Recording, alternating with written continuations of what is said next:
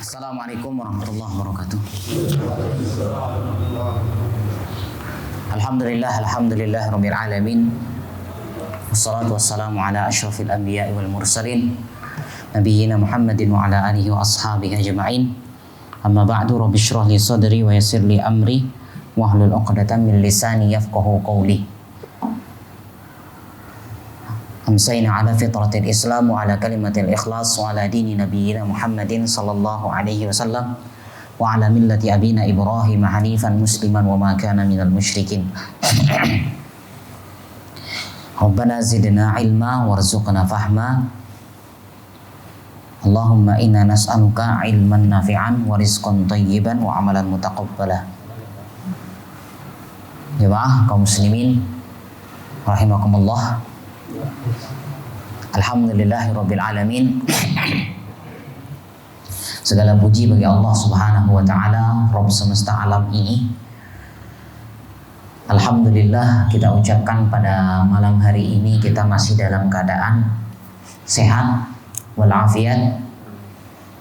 Ini adalah sebuah kenikmatan yang sangat besar bagi kita semuanya. Begitu pula pada malam hari ini kita sudah memasuki 5 Sya'ban 1442 Hijriah yang Masya Allah ini mengindikasikan 25 hari Insya Allah kita masuk Ramadan. Masya Allah, tidak salah, tinggal 3 pekan lagi sudah Ramadan, tidak terasa.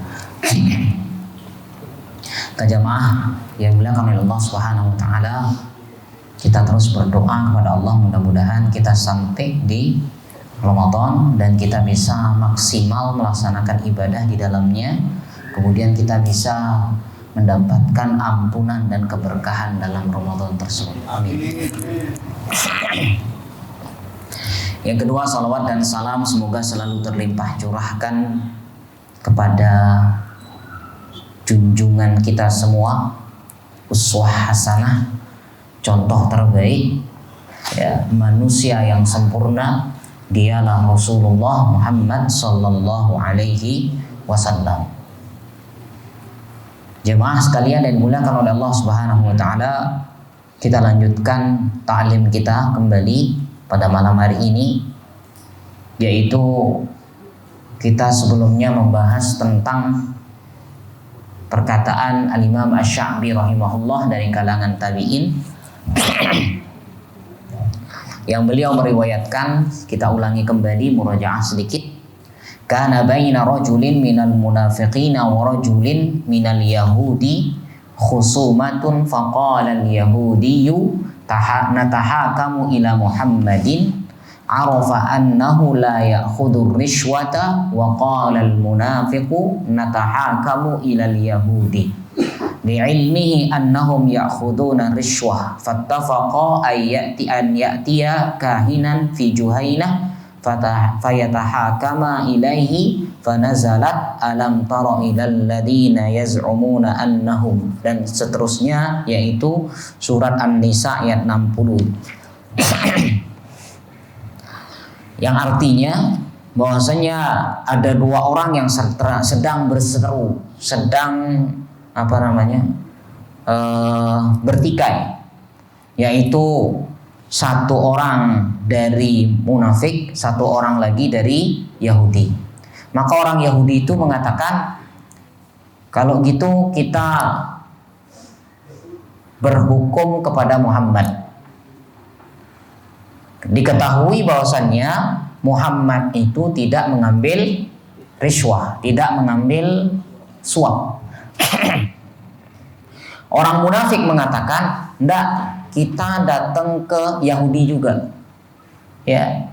Kenapa? Karena mereka tahu bahwasannya Yahudi ini mengambil rishwah, mengambil suap.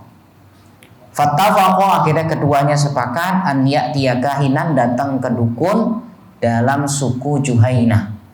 Fayatahakama ilaihi, kemudian mereka berhukum pada dukun tersebut, maka turunlah ayat atau surat An-Nisa ayat 60 tadi. Jamaah sekalian yang dimuliakan oleh Allah Subhanahu wa taala. kita ringkas sedikit bahwasanya tadi mengatakan ya orang Yahudi ketika bertikai dengan orang munafik. Ya. Yahudi ini mengatakan kita berhukum kepada Muhammad. Tidak disebutkan kerisalahan beliau, tidak disebutkan Rasulullah, tidak disebutkan ke Nabi, tapi langsung dinisbatkan kepada Muhammad. Kenapa? Mereka memang tidak mau mengakui akan kenabian Shallallahu Alaihi Wasallam. Padahal mereka tahu. Sebagaimana firman Allah Ta'ala mengatakan, alladzina atainahumul kitaba ya'rifunahu kama ya'rifuna abna'ahum. Orang-orang yang kami berikan ahli kitab, mereka tahu Nabi Muhammad SAW itu sebagaimana mereka mengetahui anak-anaknya sendiri. Siapa sih yang paham tentang sifat dan karakter anak-anak? Ya, yang bisa betul-betul memahami karakter dan sifat si anak tersebut adalah orang tuanya. Ya, kalau seandainya nanti ya masuk pameran anak kita lepas, insya Allah kita tidak paling nyari anak kita. Wajahnya sudah seperti itu, karakter sifatnya sudah kita tahu. Ya, begitu juga bahwasanya orang Yahudi dan ahli kitab, begitu juga orang Nasrani paham tentang Nabi Shallallahu Alaihi Wasallam. Cuman di sini mereka tidak mau nerima. Maka sehingga mereka mengatakan natahakamu ila Muhammad. Kita lebih baik berhukum kepada Muhammad, tidak mengucapkan kepada Rasulullah. Kalau mereka mengatakan Rasulullah, berarti Rasulullah artinya Muhammad, artinya utusan Allah. Tapi mereka katakan Muhammad saja. Ya, arafa annahu la ya'khudhu ar-rishwah. Kenapa? Mereka paham. Jadi orang-orang, semua orang paham. Kenapa datang ke Nabi SAW? Nabi itu tidak menerima suap. Ya, kemarin kita sudah belajar apa itu suap.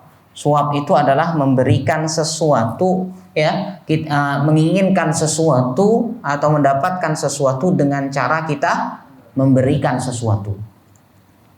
Ya, maka di hukum kemarin yang sudah kita katakan, kalau kita ingin mendapatkan sesuai dengan hak kita, itu bukan namanya riswah. Contoh yang kemarin kita katakan, ada kita punya barang dari luar negeri masuk ke Indonesia, seumpama saya tidak menghukumi, tidak.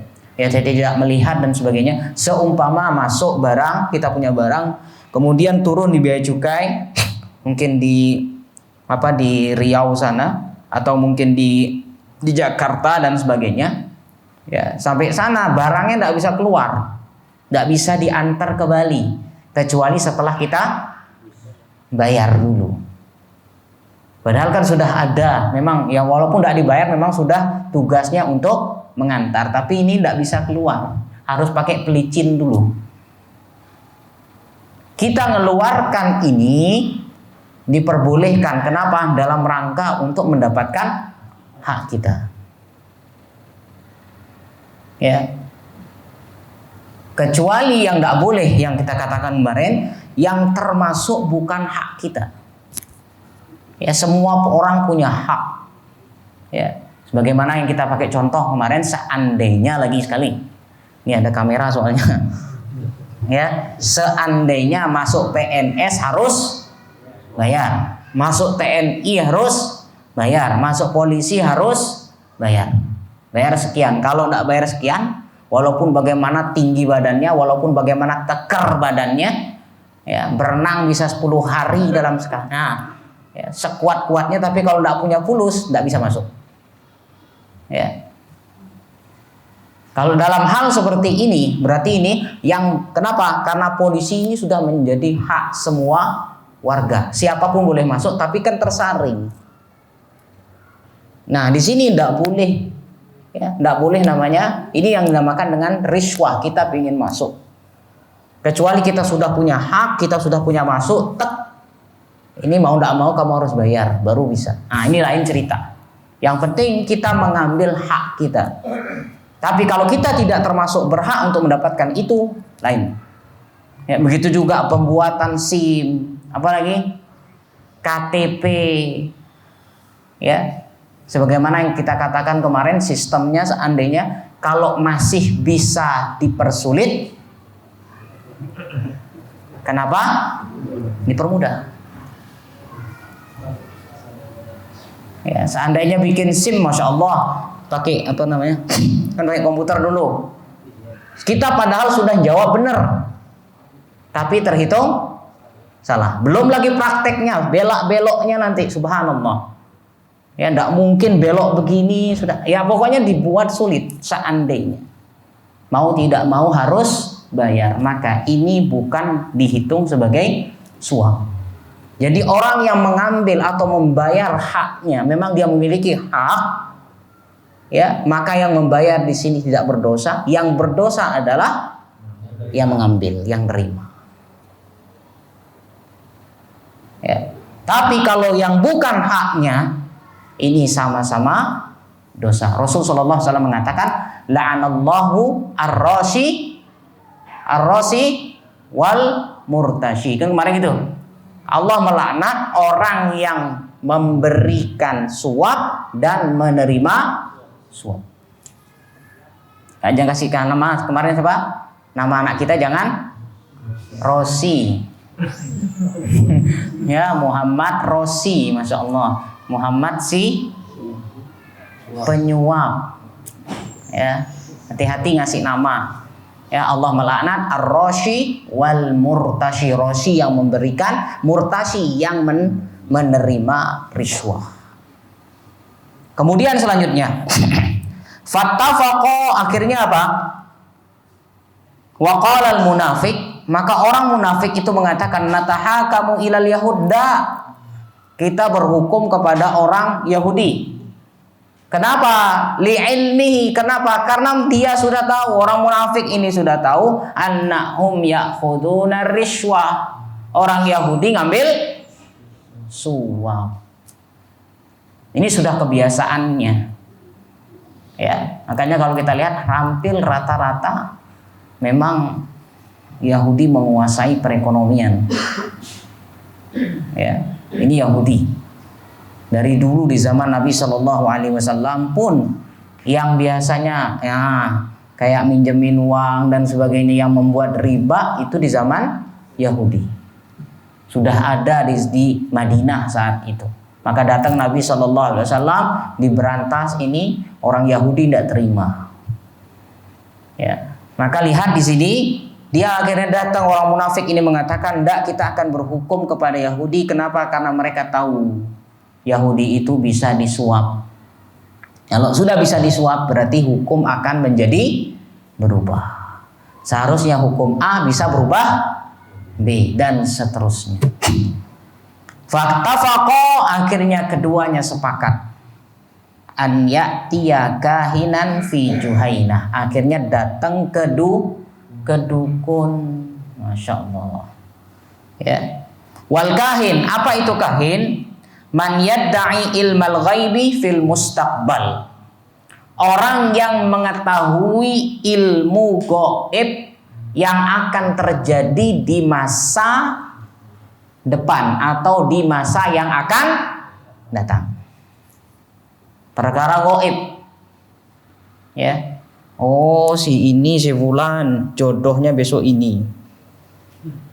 Oh, dia nih kamu di sini cocok kerja. Ya, dia tahu perkara mustakbal. Oh, kamu nanti ini akan dapat rezeki dan sebagainya. Ya, maka yang namanya kahin, ingat, kalau sudah ada yang mengaku-ngaku tahu yang akan terjadi di masa yang akan datang, itulah kahin, dukun. Wa kana lil Arab. Kenapa? Karena kebiasaan orang Arab dulu, kuhan tanzilu alaihi musyayatin bi khabaris sama. Memang ya terkenal di zaman dulu, setiap suku dalam Arab itu pasti ada dukunnya. Masing-masing suku punya dukun. Kenapa masing-masing suku ada dukun? Ketika suku ini bermasalah, mereka akan berhukum kepada dukun. Dan di zaman itu syaitan memberikan kabar-kabar langit. bisa mencuri apa yang ada di langit. Jadi pembicaraan malaikat mereka dengar dan mereka bawa, akhirnya diturunkan dikasih tahu si dukunnya, nanti dukunnya yang nyebari. Tapi dalam sebuah hadis, ingat, dalam sebuah riwayat dikatakan 1000 kali ngomong dukunnya, yang benar cuma 1. Berarti 1 berbanding 1000. Kalaupun benar terjadi, itu namanya kebetulan. Ya, dukun. Fayaqulu, dia mengatakan apa? Sayahdusu kada wa kada. Oh, akan terjadi nanti begini dan begini. Farubbama asabu marratan minal marrat. Mungkin saja dia benar, tapi dari beberapa statement atau beberapa perkataan yang dia katakan. Oh, mungkin akan terjadi. Sekarang kan zaman sekarang Masya Allah, ya subhanallah, apalagi di TV ini, ya, artis-artis mulai diramal akan seperti ini, dan sebagainya. Muncul banyak saat ini peramal.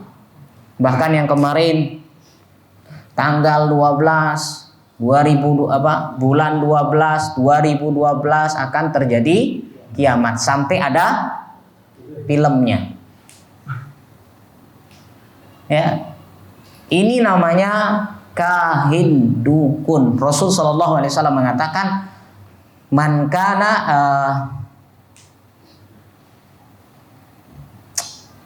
siapa yang datang ke dukun, fasa'alahu, ya, fayusaddiquhu, kemudian dia bertanya, kemudian dia membenarkan apa yang diucapkan oleh dukun, faqad kafara bima unzila ala Muhammad, maka sesungguhnya dia kufur terhadap apa yang diturunkan kepada Muhammad.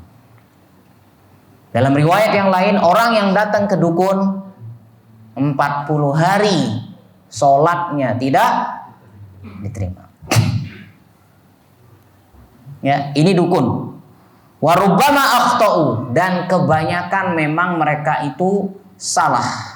Fa idza asabu idda'u ilmal ghaib, ketika pas apa yang dia katakan kebetulan dengan kejadiannya, mereka mengaku bahwasanya kita tahu ilmu gaib. Ya. Fakanal Arab yatahakamuna ilaihim. Ini biasa, orang-orang Arab ketika saat itu mereka sengaja datang ke para dukun. Ya. Fanazala qawluhu, maka turunlah firman Allah, alam tara ilal ladzina yaz'umu, yang surat apa? Surat An-Nisa ayat 60. Jamaah sekalian yang dimuliakan oleh Allah Subhanahu wa taala, sering saya katakan, hati-hati bedakan antara dukun sama ustadz. Tipis perbedaannya zaman ini. Dukun juga pakai peci, pakai baju koko, bahkan lebih serem penampilannya, Masya Allah. Ya, pakai baju gamis, pakai, kadang bawa sorban, belum bawa tasbih. Hati-hati. Kalau sudah berbicara tentang ilmu gaib, ilmu yang akan terjadi di masa depan, hati-hati. Kenapa? Ilmu gaib atau ilmu di masa depan, dia harus berbicara dengan riwayat. Kalau tanpa riwayat, hanya sekedar mengucapkan, ini namanya dukun. Ya.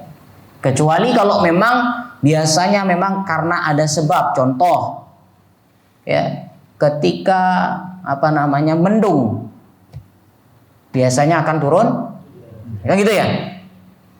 Kita kadang istri teriak dari luar, dari dalam rumah, angkat jemurannya, hujan, ini mau hujan. Tidak mungkin kita katakan istri kita dukun. Tapi di sini ada sebabnya. Kita sudah pernah belajar ada namanya sebab syar'i dan sebab qadari. Ya.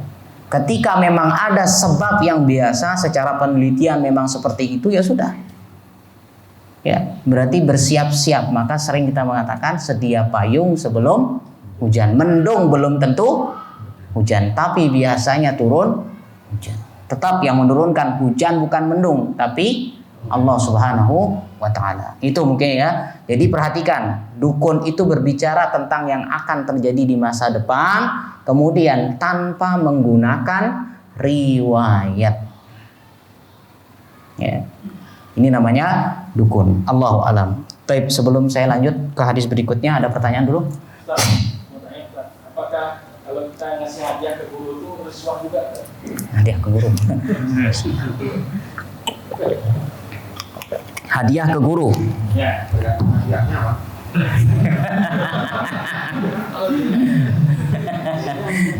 Hadiah ke guru, apakah termasuk risuah? Kecuali dari peraturan sekolah mengatakan tidak boleh guru menerima ini, ya. Ya. Tapi kalau seandainya ternyata sekolah atau yayasan membolehkan, silahkan, yang memberikan pada gurunya silahkan. Ya, itu dikembalikan. Begitu juga perusahaan. Sering nggak kita ngasih kurir itu? Yang antar barang, tips ya? Nah, kalau seandainya dari perusahaan tuh sudah mengatakan nanti kalau dikasih ini sama pelanggan ya, pelanggan tidak boleh diambil, ini tidak boleh diambil. Tapi kalau sudah dikatakan silahkan, yang mau diambil kalau dikasih silahkan ambil, itu berarti rezekimu. Ya, jadi riswah ini ditentukan dari siapa? Nanti dari yayasan atau sekolahnya. Kalau sekolah mengizinkan boleh, kalau sekolah tidak mengizinkan maka jangan diambil, supaya tidak terjadi ketercemburuan. Kita ngasih guru kita supaya besar nilainya, nilai anaknya biar tinggi. Apalagi musim corona ini, pandemi, bapaknya tidak pernah ngajari. Ya, jadi seperti itu, dilihat sekolahnya ngasih apa enggak. Ya, Allahu a'lam. Jadi kalau tuh yang akan datang itu kan, misalkan menentuan Ramadan, ya, hari raya itu kan, kalau ormas tertentu itu kan udah tahu. Itu gimana, Ustaz? Itu namanya sabab qadari. Kan sudah kita belajar ya. Sabab qadari itu bisa dilihat dari bulan. Dengan adanya, ya kalau bahasa kita ahli hisab gitu ya. Ahli hisab, tidak. Itu tidak termasuk yang namanya kesyirikan. Kenapa? Karena memang sudah ada tandanya. Makanya saya katakan dihasilkan dari sebuah penelitian. Sama seperti sekarang, obat mencret apa? Itu apa? Jus jambu ya. Jambu merah itu kan ya. Obat untuk mencret. Padahal yang memberi kesembuhan siapa? Allah kan gitu. Tapi ada sebabnya. Ya, maka sebab yang secara penelitian dimasukkan ke dalam pelajaran sabab qadari. Ya, disebabkan ya di sini secara penelitian memang seperti itu. Ya, Allahu a'lam. Kalau kita datang ke dukun, nanya dukun 40 hari sholatnya terima enggak? Kalau kita datang ke dukun, bertanya dan mempercayai. Kalau mau silaturahmi saja gitu, atau minta kopi. Barang hilang nanya ke dukun. Dompet orang itu hilang, nanya. Kan 40 hari nggak sholat, berarti kita nggak perlu sholat lagi ya? Ais. Ini berat nih.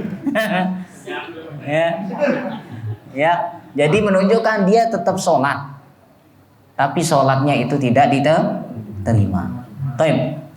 Perhatikan hadisnya. Siapa yang mendatangi man atakahinan. Nah, siapa yang mendatangi dukun, bertanya dan mempercayai.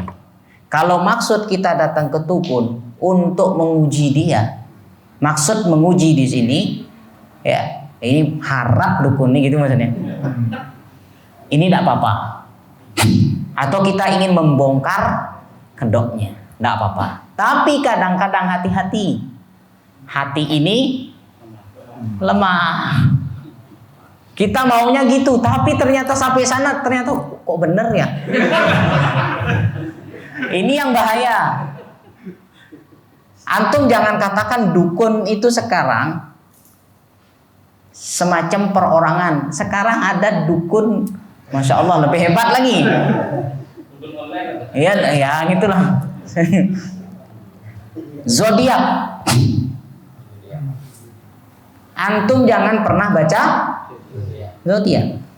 Kenapa? Coba antum baca zodiak sedikit aja, seret. Oh iya, kok bener ya? Ini tanggal lahirnya sekian. Memang pahit orangnya, bener deh. Berarti kan ada mulai nih muncul ada kepercayaan, berarti kena dia. Zodiak itu termasuk bagian dari perdukunan. Jangan coba-coba buka zodiak. Ya, karena pasti mau tidak mau akan pengaruh. Maka kalau memang imannya kuat silakan. Tapi kalau ngajinya baru Senin Kemis, jangan coba. Ya, kalau antum ingin membongkar kedok dukun tersebut silakan. Ya, nanti insya Allah kita akan riwayat ketemu seperti apa nanti. Ya, Allahu a'lam. Ada pertanyaan lagi? Bagaimana kalau kita duduk di suatu majelis ilmu yang dimana ustadz tersebut tuh menerangkan tentang hari akhirat. Biasanya ustadznya itu langsung membuat sebuah kayak gimana ya Ustaz ya? Kayak tanggal sekian akan terjadi turunnya dukun seperti itu.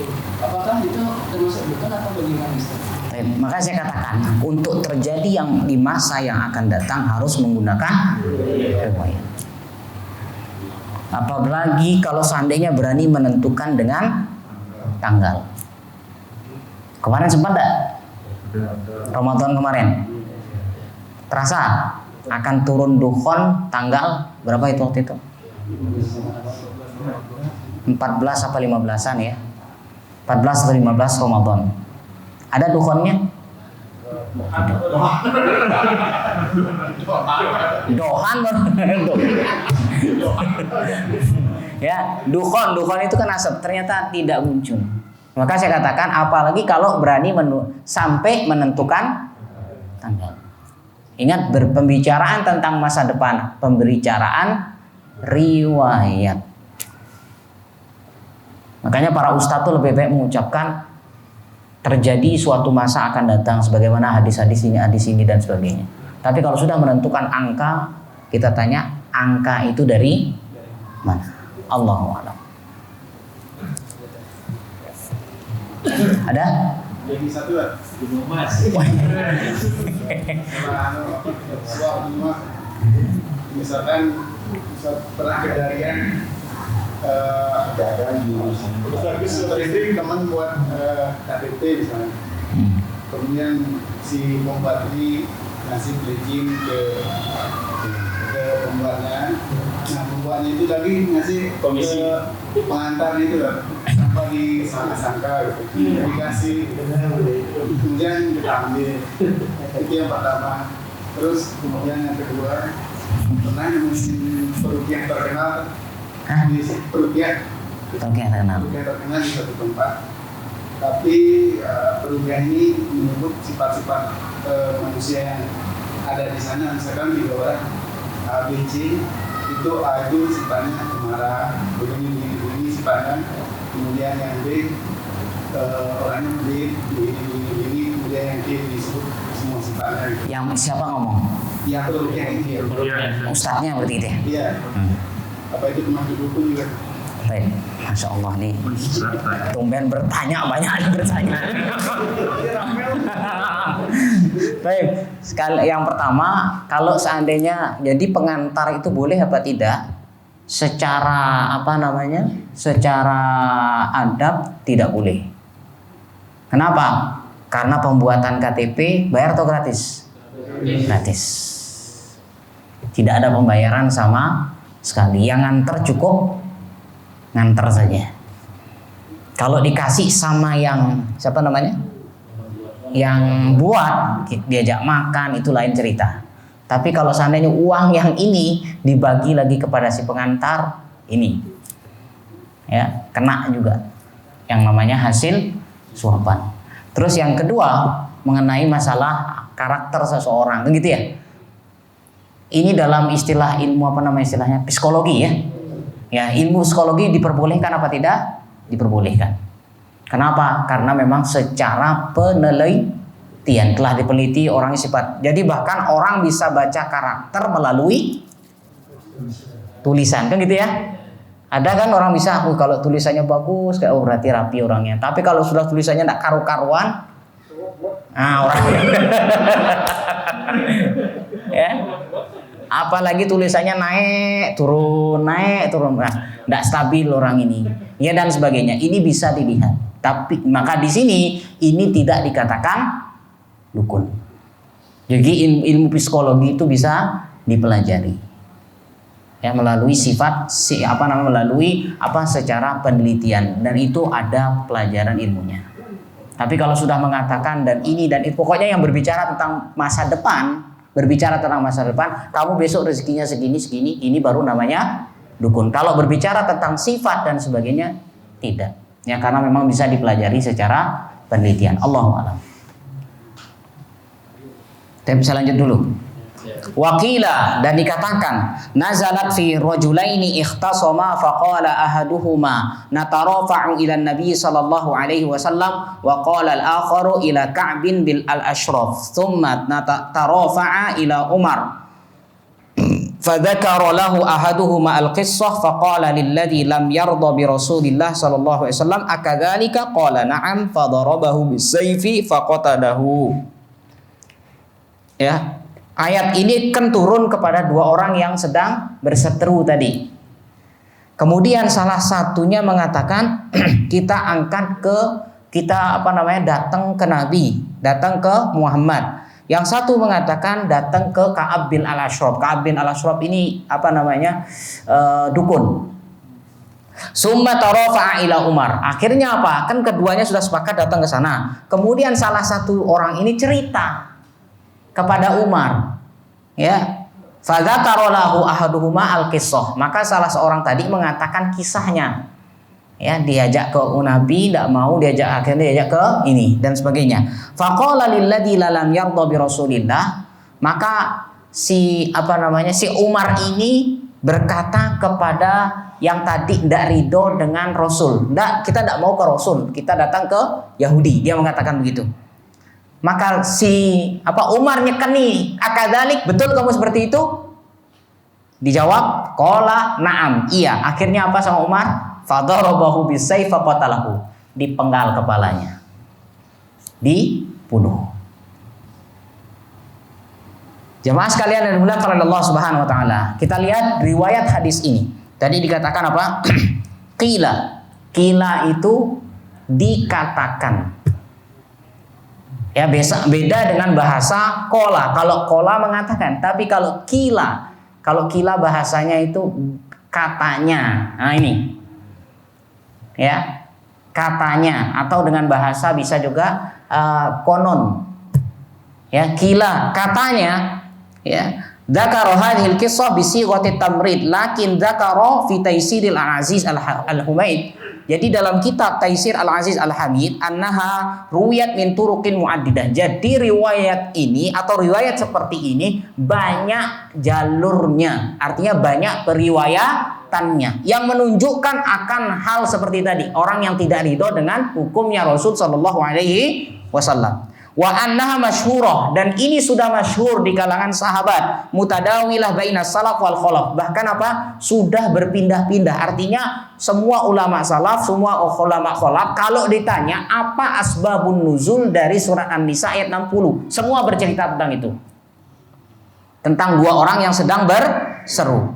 Tadawulan yughni al-isnad, yang mana sehingga saking banyaknya cerita ini semakin menguatkan isnadnya, menguatkan sanadnya. Walaha turukun katsira. Kenapa? Karena banyak jalannya. Wala yadurruha dha'fu isnadiha, sehingga tidak mempengaruhi tentang kedhaifan isnad ini, sanad ini. Kenapa? Tadi bahasanya kila, dikatakan. Lihat di sini rajulaini dengan bahasa dua orang, tidak disebutkan siapa, mubham. Mubham di sini berarti tidak ditunjuk orangnya. Yang jelas dua orang sedang berseteru. Akhirnya dia tawarkan kepada Rasul, tidak mau. Kemudian ditawarkan kepada Ka'ab bin Al-Ashraf, rajulun min zu'ama Bani An-Nudair.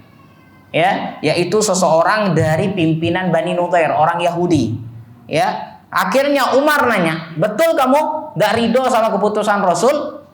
Akadzalik? Naam. Akhirnya apa? Kemudian dibunuhlah orang ini oleh Rasul oleh siapa? Umar bin Khattab radhiyallahu anhu. Wa hadhil qissah, maka lihat kisah ini, wallati qablaha, dan sebelumnya yang tadi sudah kita bahas atau bahkan sebelumnya sudah kita bahas, tadullu, menunjukkan ala man lam yardha bi hukmin Rasulillah, siapa yang tidak ridha dengan hukumnya Rasul sallallahu alaihi wasallam, kafirun, maka dia kafir, yajibu qatluhu, maka wajib dia dibunuh. Walihada qatalahu Umar radhiyallahu anhu, maka dari itu dia dibunuh oleh Umar. Jika ada pertanyaan sekarang, kaifa yaqtuluhu Umar radhiyallahu anhu wal amru ilal imami wa huwa Nabi sallallahu alaihi wasallam? Kok bisa Umar membunuh orang tersebut padahal perkaranya harus diangkat dulu kepada imam. Siapa imam saat itu? Nabi sallallahu alaihi wasallam. Lihat, ujiba, maka beliau Syekh Al-Utsaimin rahimahullah mengatakan apa? An-zahir, maka artinya yang terlihat adalah anna Umar lam yamliku nafsahu liquwwati ghairatihi faqatalahu. Umar tidak bisa mengendalikan dirinya. Saking apa? Tinggi semangatnya, girohnya saking semangat. Umar kan gitu orangnya. Sedikit-sedikit sikap. Ya kan, masih sering kita dengar kisahnya. Ketika Nabi SAW bertanya kepada Umar, apa yang harus kita lakukan? Bunuh aja langsung. Beda sama karakternya Abu Bakar. Abu Bakar kan Masya Allah lembut. Kayak Bang Saleh gitulah orangnya mungkin. Nggak kenyat ya. Ya, itu. Jadi seperti itu. Masya Allah, orangnya sangat-sangat lembut. Beda kalau Umar ditanya, maka dari itu lihat di sini. Beliau menjawab, ya memang bahwasanya Umar itu tidak mampu mengendalikan dirinya. Kenapa? Saking kuatnya, saking kuat giroh atau semangatnya, li'annahu arafa anna hadza riddatun 'anil Islam. Kenapa? Karena dia tahu ini adalah kemurtadan. Dalam sebuah hadis Rasul sallallahu alaihi wasallam mengatakan apa? Man baddala dinahu faqtuluh. Siapa yang mengganti agamanya, murtad, faqtuluh, maka bunuh dia. Maka tidak ada, ingat, murtad itu tidak ada jalan lain kecuali dia harus dibunuh. Tapi ini perkara dikembalikan kepada imam. Makanya tadi dikatakan, ya, ini karena Umar tidak mampu mengendalikan dirinya. Tapi riwayat ini masih, saya lagi, kila, kan gitu, katanya. Yang jelas kita akan mengambil sebuah hukum di sini. Ini ada orang yang tidak ridho terhadap hukum Allah, itu saja. Siapa yang tidak ridho terhadap hukum Allah? Siapa? Orang munafik. Berarti orang yang tidak ridho terhadap hukum Allah dan Rasulnya, siap-siap dia adalah orang munafik. Allahu a'lam. Baik, ada pertanyaan lagi?